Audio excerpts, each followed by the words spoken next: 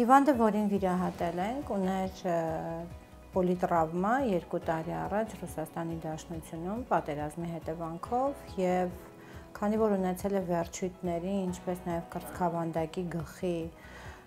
վնասվածքներ, կարծես թե ներվի վնասվածքը բաց է թողնվել եւ 2 տարվա ընթացքում կատարված այդ վերականգնողական բուժումների արդյունքում նկատել էր, որ ձեռքի ֆունկցիան գնալով թերանում է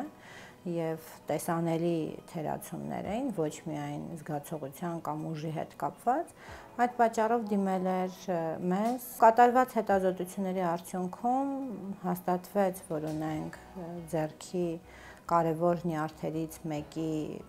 վնասվածք, ամբողջական վնասվածք, այն էլ դեֆեկտով, այսինքն ունենք բավական տարածությունով դեֆեկտ։ Դրանից հետո որոշվեց մեր պլանը արդեն ինչ պետք է արվեր։ Հիվանդը հաստատական որոշում կայացրեց, որ պետք է վիրահատենք։ Եվ վիրահատությունը բնականաբար ռեկոնստրուկտիվ վիրահատություն էր, որի ընթացքում պետք էր օգտագործվեր ոտքից վերցված նյարդը այդ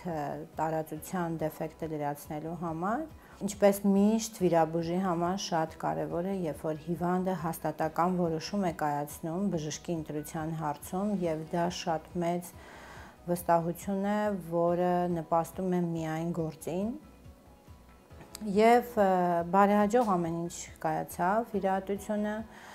Այժմ հիվանդը գտնվում է վերականգնողական բուժման էտապում, արդեն նյարդի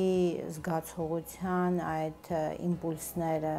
սուբյեկտիվ իհարկե հիվանդը զգում է։